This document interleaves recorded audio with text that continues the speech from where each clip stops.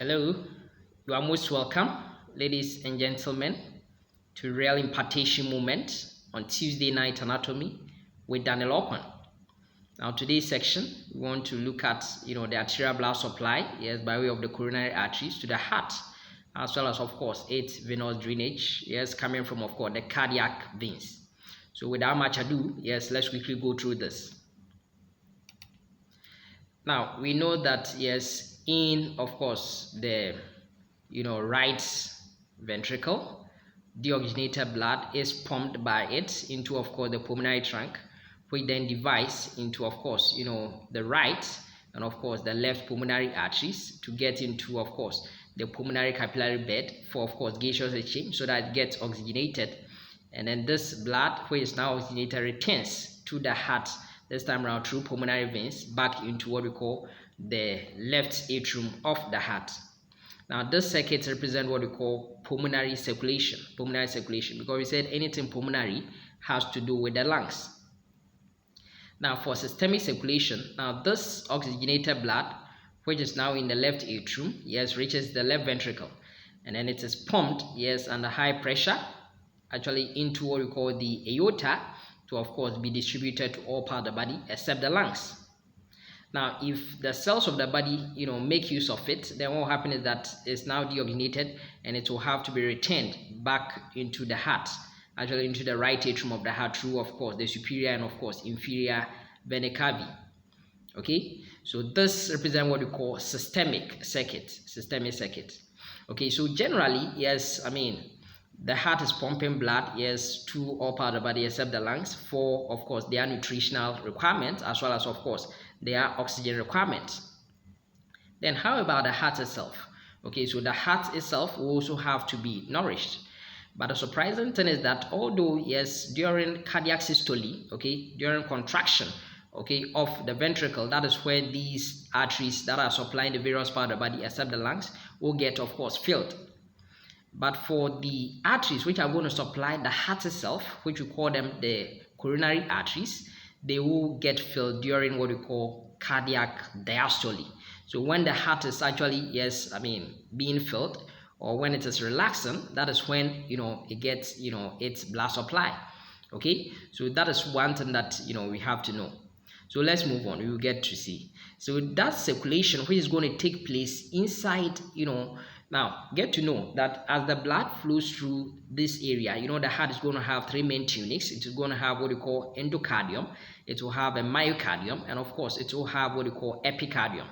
Now, because the blood will be intimately in relation to, of course, where, the endocardium is, then what happens is that, yes, by way of some, nourishment, the endocardium may receive some. Now, how about the myocardium and, of course, the epicardium? They will be starved regarding, of course, nutrients as well as, of course, oxygen. And therefore, there is a special circulation which will take place within, of course, the heart itself to supply, especially the cardiac myocytes, as well as its epicardium, okay, with nutrients as well as with oxygen. And that is what we call, coronary circulation. So let's go through this and we'll get more insight in that. Now, so one thing is that, yes, this coronary circulation, its vessel is going to be a short one. It's crown shaped around where we have the heart is, forming that kind of crown shaped, area. And therefore, we say it's a short, it's going to be rapid, and of course, phasic. And then we say that it's going to be filled mainly during cardiac diastole, no doubt about that. And then one key thing that we will find as we move on will be that, yes, you may see various branches of this coronary artery as if they want to anastomose, as if they want to join, so that they may serve that kind of purpose of collateral circulation, so that if there's a blockage in one branch of an artery, then it could be supplied by a counterpart which is forming that kind of anastomosis with it. But surprisingly, you get to know that, yes, although structurally or anatomically you may see these anastomotic connections, physiologically or functionally they represent what we call end arteries. You don't really, once there's a blockage in one, okay, supplied by an area where it's supplied by a particular branch of the coronary artery, then what happens is that, yes, that area becomes devoid of blood. And of course, the cells over there will begin to die. And then, of course, it shows, you know, a rich circulation, such that about 5% of the cardiac output actually reaches the, of course, the coronary vessels to supply the heart itself. Okay, so it means that, I mean, this kind of circulation is quite rich enough. And then, of course, its, you know, regulation is mainly by metabolite and not neural. Yes, we already established that even the heart, its, I mean, function will be devoid. You know, it doesn't really rely on external nervous stimulation. And then we're saying that, yes, I mean, capillary permeability, yes, will be high. Yes, because the cardiac lymph is rich in, of course, protein. So it will result in, you know, high, you know, protein in, of course, the lymph. Now, importantly, one thing that we have to know is that, yes, from a embryonic point of view, the heart was actually formed from, of course, two endocardial tubes, which became fused together to form a single tube. So it means that even the blood, I mean, the heart is actually is synonymous or is analogous to actually a vessel. Such that, yes, what will happen is that even blood vessels are also having their own blood supply through some blood vessels, which we call them vasa vasorum. Now, for the, I mean, coronary vessels, they represent the vasa vasorum of the heart. Okay, because we know that the first branch of what we call the ascending aorta will be these coronary arteries. There are two coronary arteries. Okay, these coronary arteries are actually the largest or the biggest vasa vasorum that we have in the human body. Okay, and I've told you that they represent end arteries. Okay, although anatomically they may show that. So, I mean, this is what, I mean, I want you to actually know. So let's look at these coronary arteries. Now we said that we are going to have right coronary artery, and of course left coronary artery. Now we established that for the coronary arteries, I mean for the aorta is going to have, of course, three valves. It's tricuspid. Okay, although each cups is actually sublunar, we are going to have a posterior cups. We are going to have, of course, the right cups, and then we also have the left cups. Okay, so emerging just above these cups will be what we call, aortic sinuses. So that the aortic sinuses are these kind of dilatations which will continue as these coronary arteries just above where we have the cups. The left and, of course, right cups. Okay, so let's look at, of course, you know, the right coronary artery. Now the right coronary artery, yes, is actually, the largest, or actually, the longest, and I'll explain why it is so. Because essentially, for almost always, it gives several, branches. Okay, so the right coronary artery, yes, as you can see, actually, yes, we can say that it emerges from where we have what we call the aortic sinus, actually the right aortic sinus. Now you get to know that over here, there will be the groove through which the coronary sinuses will run are known as coronary sulcus or coronary groove, otherwise known as, atrioventricular groove or atrioventricular sulcus. So from the right aortic sinus, it will run through what we call, of course, the right, coronary sulcus. Okay, actually between, of course, the right atrium and, of course, the right ventricle. Okay, so by so doing, we'll get to know that it will give some branches, okay, to supply the areas where we have, of course, the right atrium, as well as, of course, the posterior aspect actually of course, the interventricular septum area. Again, it will also give off some branch which we call the SA nodal branch. Yes, apart from that, even the right conus artery will be coming from it. Okay, so these are some branches that we are going to see. Okay, even apart from that, it will give off a branch to supply, of course, where we have the, the atrioventricular node, okay, in the triangle of Koch. Okay, it will give off some branches to supply that area. So as part of its branches, yes, one of them is here. Okay, this branch, okay, which emerges just a few, distance from its main trunk, is what we call the sinoatrial nodal, artery, or SA nodal artery. Now this SA nodal artery, in about 60% of the cases, will be coming from, of course, the right coronary artery. Although in about 40% of the cases, it will be coming from, of course, this branch which you call the circumflex branch of course, the left coronary artery. We'll look at that. but in most cases, in about 60% of the cases, it will be coming from, of course, the right coronary artery. By so doing, in fact, it doesn't only supply, okay, this SA nodal artery doesn't only supply this, sinoatrial node, but essentially it also gives off some branches to supply, of course, the pulmonary trunk. So that's one thing that we have to know about the SA nodal artery, which is a branch of course, the right coronary artery. Now, the next thing that we have to know is that you see over here the right coronary artery travels downwards and then eventually gives off this branch. Okay, it's able to give off this branch, and this branch is known as the right marginal artery. So you can see that yes, it comes down. Okay, it's running somewhat anteriorly. Yes, and then on the margin, okay, of the right side of the heart, it's giving off this branch, which we call it the right marginal artery. Okay, right marginal artery. Now this right marginal artery, because of its acute nature, we also call it acute marginal artery. So I don't need to tell you that yes, it passes at the lower aspects of the right margin of the heart towards where we have the apex of the heart. Okay, so it runs towards where you have the apex of the heart. Now, by so doing, yes, it is going to supply, of course, the right ventricle, as well as some region around the area where we have the apex of the heart. Okay, so that is what we are going to see, regarding the right marginal artery. So right marginal artery always coming from, of course, the right coronary artery. Now, you get to know that around the area where, of course, this main trunk of the coronary artery gave rise to, of course, the right marginal artery, running posteriorly. Now, this is the anterior view. Okay, running behind, that's why you can see these dotted lines, is going to be another branch which will continue posteriorly and moves downwards in actually the lower third of the interventricular sulcus. Okay, posterior aspect of the interventricular sulcus, and that is what we call posterior interventricular artery. Now remember, for the interventricular sulcus, okay, we have anterior sulcus and we have posterior sulcus. So if this artery is running behind to give rise to this posterior interventricular artery, then we are going to call it this interventricular artery, we are going to call it posterior interventricular artery.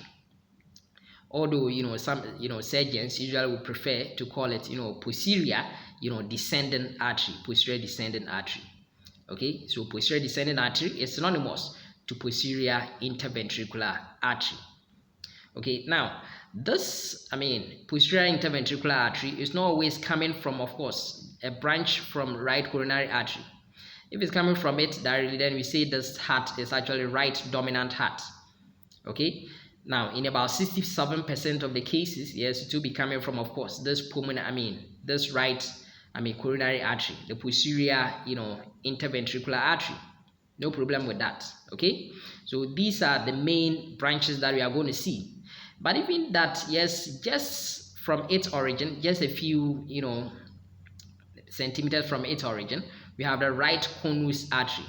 So the right conus artery actually supplies the outflow portion of course the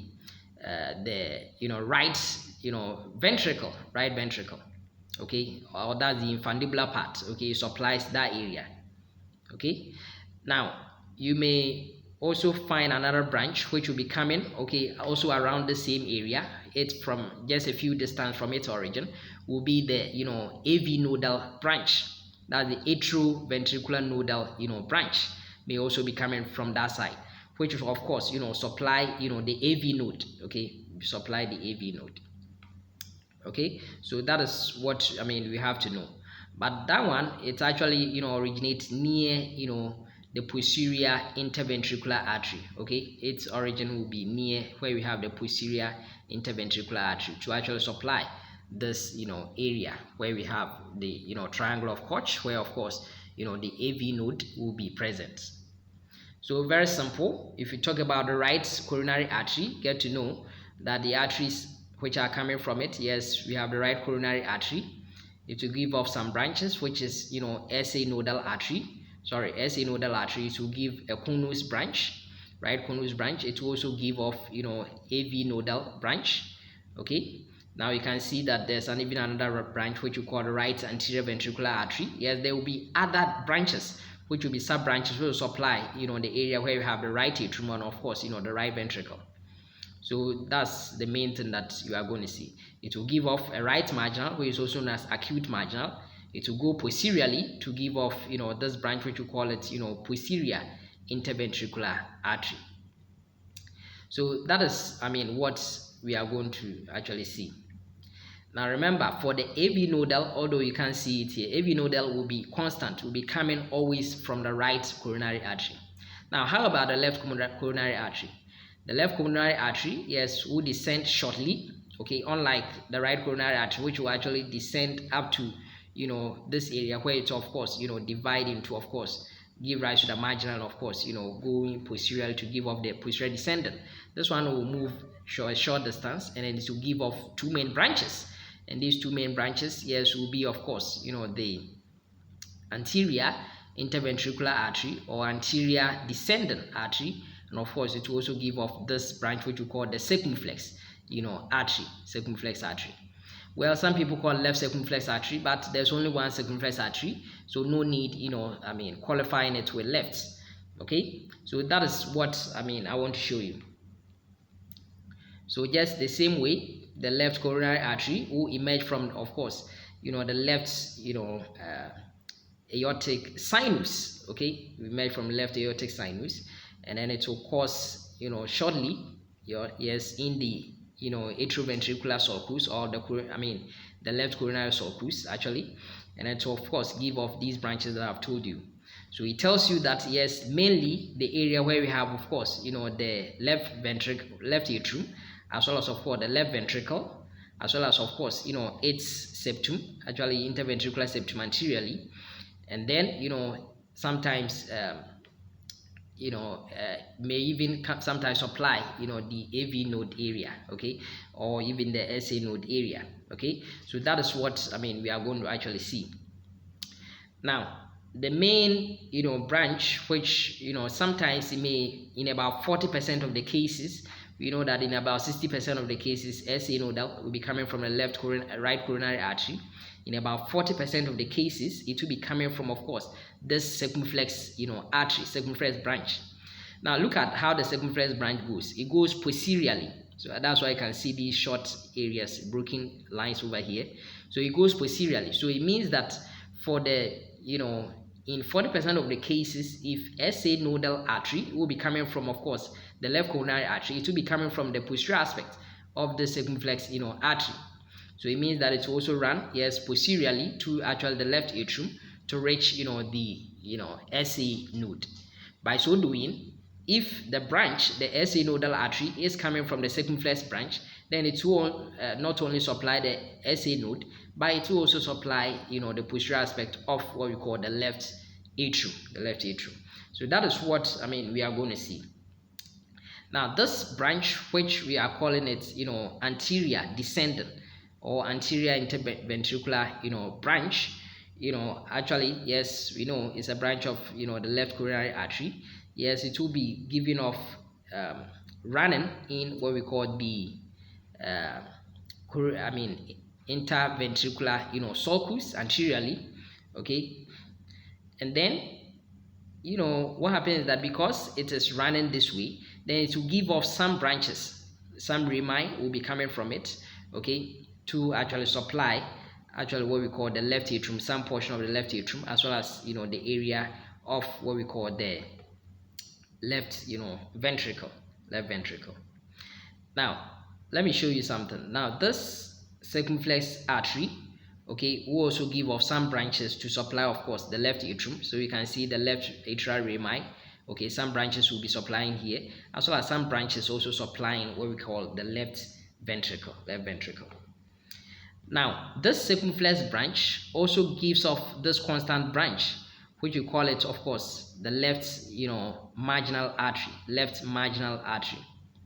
Okay, so this left marginal artery, yes, it's a branch of course, the circumflex branch of the left coronary artery. Okay, so this is the left marginal artery.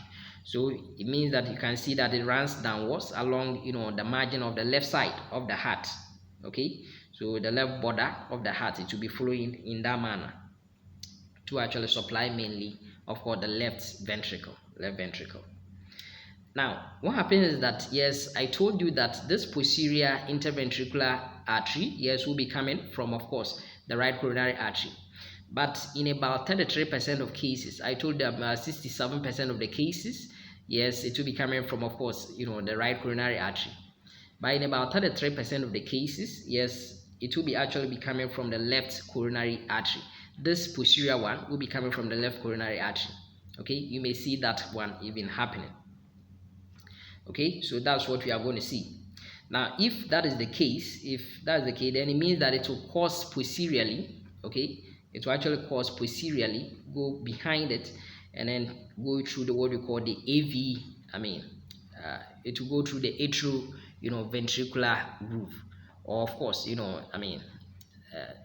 will go through actually the interventricular groove to, of course, reach, somewhere the apex of the heart. But sometimes too, this posterior,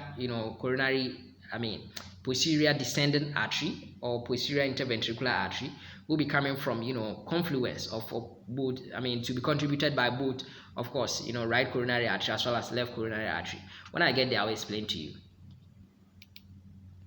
So this is what I've been talking about. This is the right coronary artery. These are some of the branches. Yes, it will give off, over here, to give off, the right marginal, and then posteriorly, it will give off the posterior, interventricular artery. Apart from giving off, the SA nodal, of course, giving the right conus, of course, giving, of course, the right ventricular branch. Okay, it may give off that one.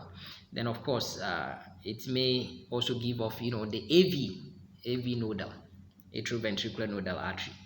And then for the left, yes, coursing shortly, it's giving off, this circumflex branch, and it's giving off this anterior descending artery. And then, of course, this circumflex branch giving us, the right marginal, which, of course, because of the angle, we also call it the right obtuse or obtuse artery, or obtuse marginal artery, actually. And then, we've talked about sometimes, the AV nodal will be coming from here, or even the SA nodal will be coming from here. If that's the case, then it means that to supply not only, of course, the AV node, but also, the left atrium. So that's when we talk about the dominance of the heart. Okay, dominance of the heart. Now, these values, yes, may change. I talked about, 67% of the cases, the posterior interventricular artery. So the dominance of the heart is determined by which artery, whether the right coronary artery or the left coronary artery, is giving off this posterior descending artery to supply, of course, the anterior, interventricular artery, interventricular area. So in most cases, I told you about 67% of the cases. Yes, this one is telling us 80% of the cases, it will be coming from, of course, the right coronary artery. Yes, saying that in about 10% of the cases, it will be coming from, of course, the circumflex artery. And then the remaining 10% of the cases, it will be contributed by both, right coronary artery, as well as, of course, a branch from what we call the left, from the circumflex artery, okay, supplying it. Now, if it is coming from the posterior descending artery, then we say the heart is a right dominant heart. If it is coming from, of course, the right, right coronary artery, we say it's a right dominant heart. That's most cases what happens. But if it's coming from only the circumflex branch of the left coronary artery, then we say it's a left dominant heart. But if both, are contributing to the formation of posterior descending artery or posterior interventricular artery, then we say the heart is a co-dominant heart. Okay, co-dominant heart. So that's what I want you to know. Now, having seen, the arterial blood supply to the heart, then how about the venous drainage of the heart? Now, for the venous drainage of the heart, what you have to know is that, okay, blood vessels from what we call the subendocardium, okay, will actually reach what we call the Tibiacean veins, okay, which, are some small tributaries, okay, running throughout, of course, the myocardium. So from the subendocardium, okay, there are some vessels over there. They will drain it into what we call Tibiacean veins, which are also small. And then these Tibiacean veins will also eventually drain into what we call cardiac veins. And then the cardiac veins, okay, I'm going to show you the cardiac veins. They will eventually drain into this large blood vessel, this large vein, which will actually drain eventually into the right atrium of the heart. Just like, you know, the inferior vena cava, you know, superior vena cava, taking some tributaries and then eventually draining into the right atrium of the heart. The same way with this large, you know, vein over here, which we call the coronary sinus. Okay, coronary sinus. So I mean, we will see that yes, anteriorly, okay, although we don't see this one here, but I will show you. Yes, it's here now anteriorly. So think of it that we have this heart, okay, assuming this is the apex of the heart. Okay, therefore it means that this area will be more related to the left, and of course this area will be more related to the right. Okay, and this is the base. So this vein over here is called the great cardiac vein. Now for the great cardiac vein, look at it, it's running all the way from, you know, the apex of the heart, okay, you know, upwards through, of course, the anterior interventricular sulcus. Okay, but as it runs over here, we know that anterior interventricular sulcus is not only, I mean, the great cardiac vein which will be running through it, but in addition, we also have what you call the anterior, you know, interventricular artery will also be running alongside with it. Okay, to eventually drain into what we call the great cardiac vein. Now, in some books, you will see that sometimes, or in some models, you may see that yes, the great cardiac vein will be labeled, you know, quite, you know, at a typical portion, at that point where it is almost draining into what this coronary sinus, say that you may see some other about 2 blood vessels downwards, and those ones we call them, of course, anterior interventricular, you know, veins. So we say that anterior interventricular veins, if those ones are there, they will drain into what we call this great cardiac vein, which of course also drain into this coronary sinus. Okay, so if you see that, don't be confused. Now the next one is known as middle cardiac vein. Now middle cardiac vein is posterior located. Okay, great cardiac vein is anterior located. Middle cardiac vein is posterior related. Now let me clarify this. The arterial blood supply to, of course, the heart are known as coronary arteries, but its venous drainage is coming from what we call cardiac veins and not coronary veins, cardiac veins. So we've seen one of the cardiac veins being the great cardiac vein, of course, because it's quite large. Okay, then we also have the middle cardiac vein, intermediate, and this middle cardiac vein, yes, will be found posteriorly, so it will be running through what we call the posterior interventricular sulcus. And then I don't need to tell you that in the posterior interventricular sulcus, running along with it will be, of course, you know, the, you know, posterior descending artery. Okay, posterior descending artery will also be running in there, or posterior interventricular artery will be running alongside with it. Okay, and it's also drained into this large sinus or large vein, which we call it coronary sinus. Now remember that the coronary sinus is valve, you know, its valve being, of course, the Thebesian, you know, valve. Okay, don't forget that. So that is that. Now, actually running, okay, actually found on the anterior surface of the heart, okay, is this vein found on the anterior surface of the heart, actually passing around, you know, the right side of the heart to join the coronary sinus, is this vein, which you call it the small cardiac vein, small cardiac vein. So you can see in terms of size, great cardiac vein, middle cardiac vein posteriorly, but coming from the right side. Okay, and you know, this small cardiac vein, although it's coming from the right side, it will be running alongside, you know, what we call the right marginal artery, But interestingly, over here there's another vein over here. Okay, this vein, you know, is known as the right marginal vein. So right marginal vein actually drains into small marginal vein, a small cardiac vein, to also drain into, of course, the coronary the coronary sinus. So it means that yes, this right marginal vein, okay, you can see it because I told you that this is the getting the apex, this is the left side, and this area will be the right side. So there's the right marginal vein drain into, of course, the small, you know, cardiac vein. Okay, small cardiac vein. Even sometimes it may drain directly into, of course, the right atrium. This, you know, right marginal vein may drain directly into, of course, the right atrium. Okay, so that is what we are going to see. Now you can see some other veins, such as oblique vein, okay, also drain into the coronary sinus. Okay, you may also see some now you may also see some ventricular veins, okay, veins from left ventricle. Also you can see that is also draining directly into, of course, the coronary sinus. So this could be a very popular question. Yes, tell us the tributaries of what we call the coronary sinus. So not only are we talking about the great cardiac vein, the middle cardiac vein, the small cardiac vein, yes, we also may be talking about the oblique sinus, or sorry, oblique vein, as well as, of course, some veins which will be coming from the left ventricular area. Okay, so that is what you have to know. So there we are. Yes, I just want to show you again. Yes, here there's the coronary sinus.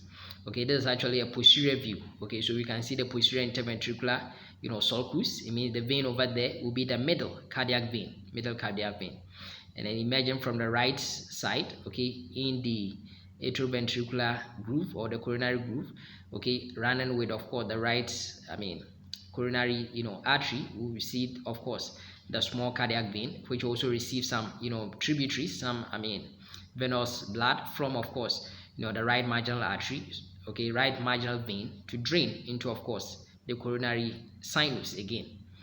Then anteriorly, okay, you will see, of course, the great cardiac vein also draining into, of course, the coronary sinus. Now I want to show you this. Now you can see this vein over here is the oblique vein of the left atrium. So the oblique vein of the left atrium, we also call it the vein of Marshall. Okay, oblique vein of the left atrium, the vein of Marshall. Now this vein actually runs in the posterior surface of left atrium. Okay, posterior surface of the left atrium. This is actually a posterior view. Okay, and drains into what we call the left end. Okay, as we come this way, we are moving to the left side. So the left end, or the terminal portion, getting to the area where we have the coronary sinus. Okay, draining directly into what we call the coronary sinus. So not only do we have the oblique vein, you may see all those ones draining into it. So you may see the great cardiac vein draining into it. Of course, left marginal vein also will drain into it. We've seen the right marginal vein as well. You see, of course, the middle cardiac vein. Yes, we may have what we call the small cardiac vein also drain into it.